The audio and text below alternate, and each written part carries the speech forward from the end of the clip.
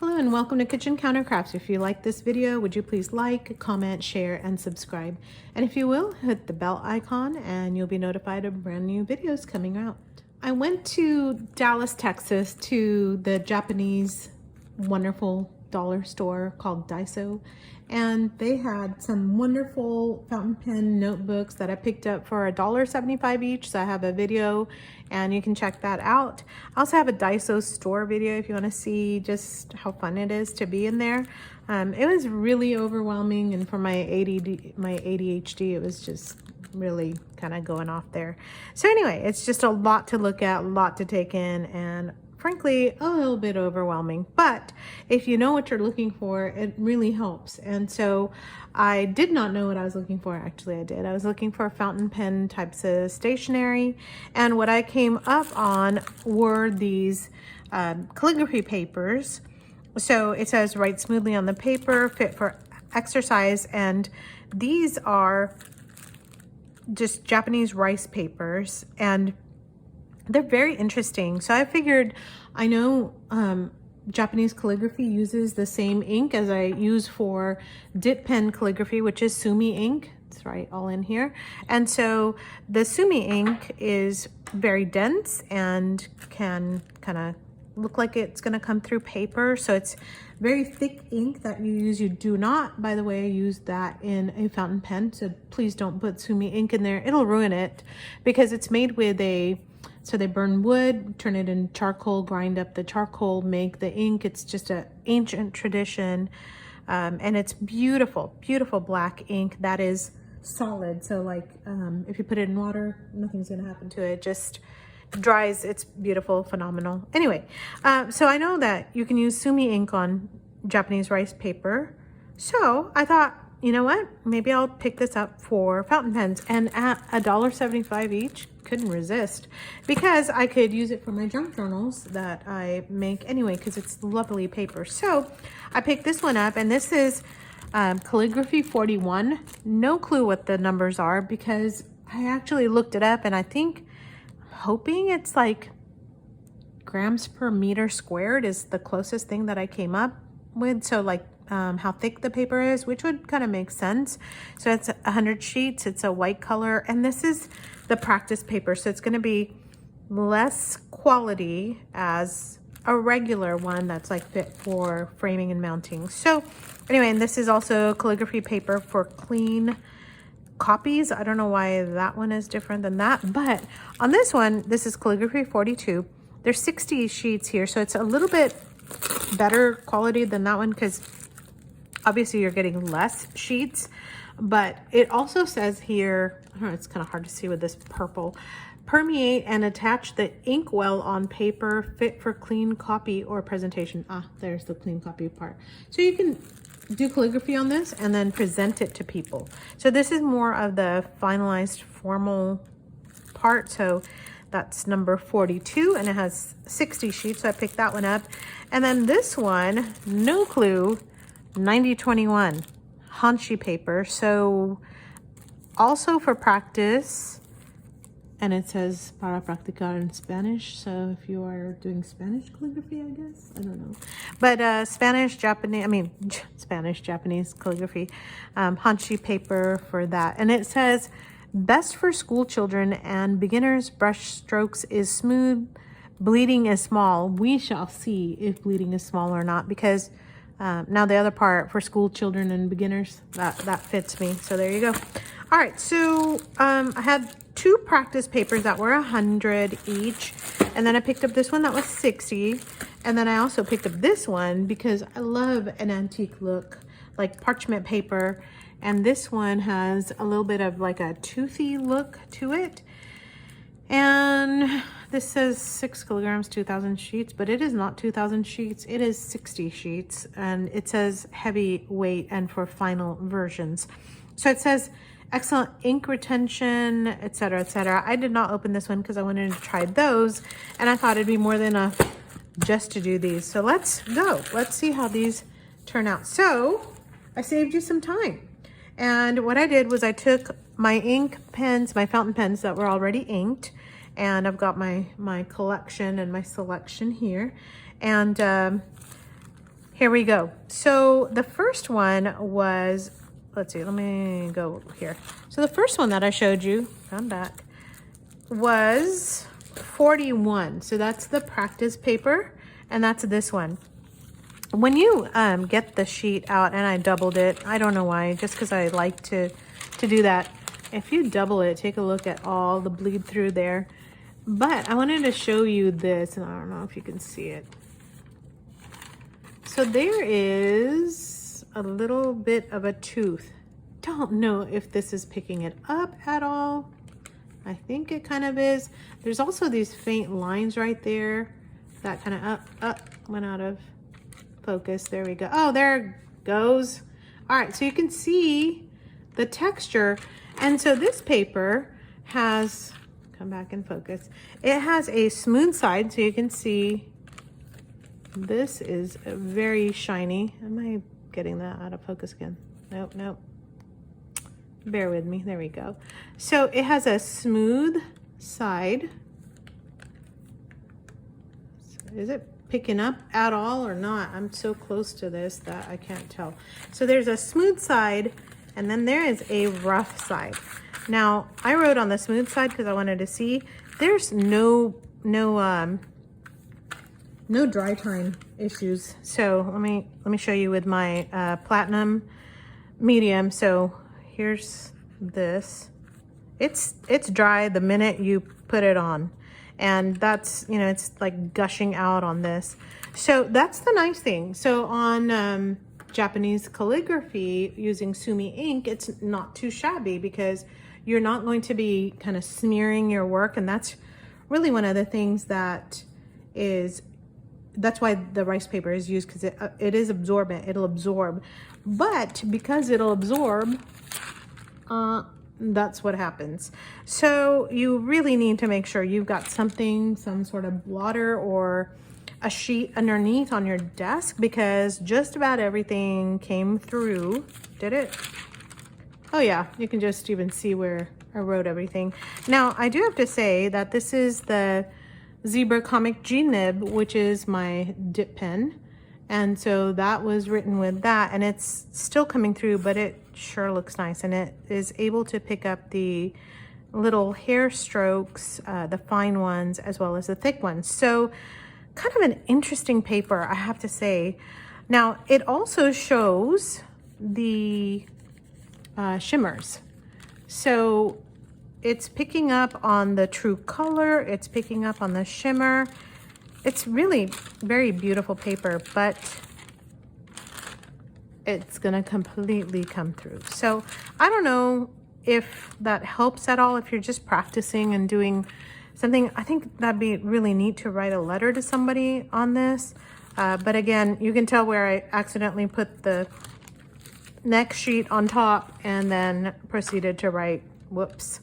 So that was my fault. Anyway, I'm going to do number 42 later, because that's the good stuff. Okay, so this is the next 100 sheet package, and this one was the calligraphy paper 9021. So it's the last one that I showed you. Oh, where is it? It's this one for school-age children.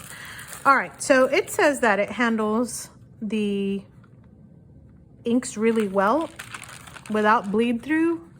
That would be a lie, because that came all the way through, including my Sumi ink. Look at how bad that came through there. So the tooth on this was just about the same. I'm gonna come in here, try to show you a little bit. So yeah, the tooth is all the way through, so it's kind of like a bumpy texture, instead of the other one has like almost like a grid, which is really interesting to feel. And then the outside is very, very smooth. You can see the shine. Look at that. Now on this, it writes the same as the other. I did not see any kind of a difference between the first one that I showed you and this one. So let's write with the gusher on here, and it's completely dry. Look at that. Dry, dry. So you don't have to wait at all to write anything, and that part is nice. It's also a beautiful paper, very shiny. It reminds me of the onion skin in the old days that you would kind of put inside a typewriter and then type away. So really pretty paper. So I would really recommend that 9021, the one that's for kids.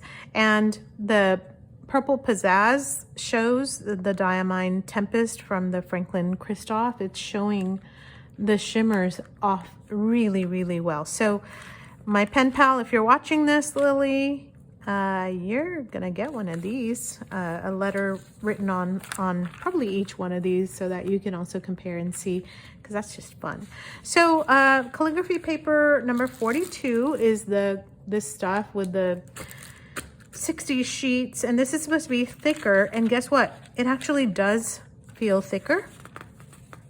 Yes, I'm not lying. Yes, it actually feels almost like the same as the two of the practice sheets, so it's quite a bit thicker feeling. And the tooth on this, it's wonderful. Now I didn't write, again, I did not write on the toothy side. I wonder if I should. Maybe I should. I can try that out, but you can see the lines in that. So normal people, Japanese people doing Japanese calligraphy, would be writing this way so that you have the lines there, and then you can make your calligraphy letters go this way. But me, I just folded it up and kind of tried it out. So the bleed through on this, yeah, it's still bad. So it's quite terrible. So I wouldn't really recommend that for, I don't know, like normal note taking or anything like that. But again, you are doing calligraphy and trying out calligraphy on this, so you can definitely check that out. So let me do this again. So let's go in here and go with the medium and dry as can be. That part really fascinates me. I know I've said that already a few times, but it does. And the colors show up so beautifully. This one also shows the sparkle. So if you have a chance to pick up some of this paper, by the way, you don't even have to drive down to Dallas to do that. This is on Amazon. This one, number 41, with 100 sheets. And I thought it was very reasonable, especially with gas right now. You would pay a lot more than what's on Amazon for just the drive down to Dallas, unless you, of course, live there. Then go over to the Daiso and go pick one up, or in California. So anyway, this is Japanese calligraphy paper with some Sumi ink tests, as well as fountain pen tests. And I would not be folding this over. I think the better thing to do would be just to have it straight like that, and then write out your letter. Hope you have a lot to say, because that's a big old sheet of paper. Of course, I might just cut it in half and then try my hand at that. But these lines are way too wide for just normal letter writing, because you know you're not going to be writing letters that large. I don't know, maybe you are. If you do calligraphy, I think that'd be a really nice paper to pick up, because it definitely is different. Has that beautiful sheen, and I don't know how they do it. They have the sheen to it, but yet the ink dries instantaneously and just looks amazing. So that's the beauty of Japanese paper. So now I'm gonna just show you, while I have you here, I'm gonna do some dip pen writing on these. So this is the first one, so that's the 41. And I'm gonna get my Sumi ink out. I think the first one was 41, yes it was. That's a green one, by the way, that's on Amazon. So we're gonna just get my Sumi ink out and then dip my pen in there.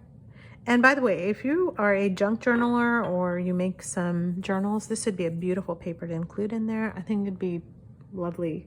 Now, you might want to just kind of put a note and say it bleeds through, but anyway. All right, so I'm going to just write down here that this is rice paper. No, did not load that enough.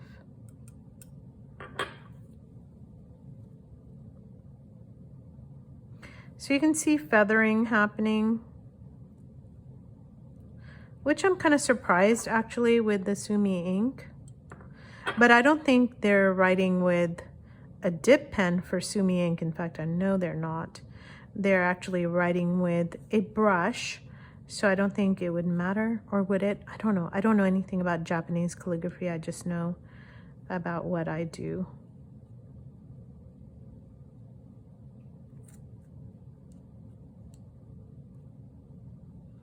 Ooh, that was a big blob. So that's rice paper. All right, that this is Sumi. I'm running out of ink. I'm afraid to reload it. Oh, I have to.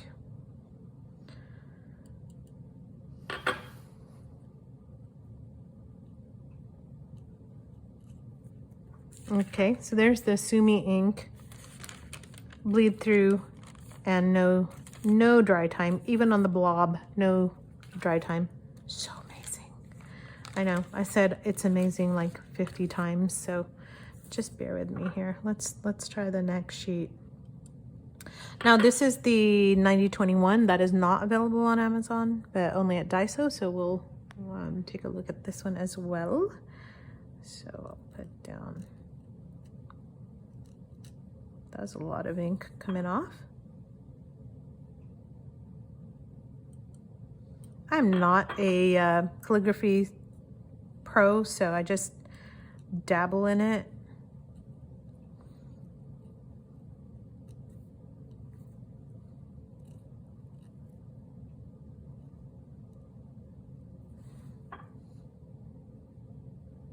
I'm trying to watch some YouTube videos though to see if I can improve. If you are interested in this, there is a pro. His name is, his channel is PA Scribe. It's Paul Antonio Scribe, and he is actually a scribe. Yeah, like worked at the British Museum of History or something along those lines. So he's a professional scribe. Learn from him. He's got some really great things, and they're all free. Okay, and then this one is the kind of the finalized paper for presentation with the 60 sheets. So let's do this one and see if there's any kind of a difference. Actually, I can tell you, I feel a difference already in the quality of the sheet. So why are you not loading?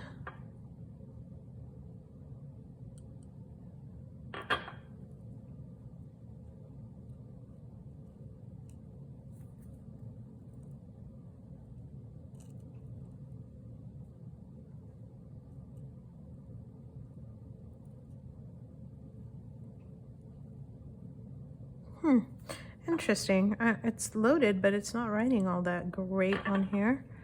So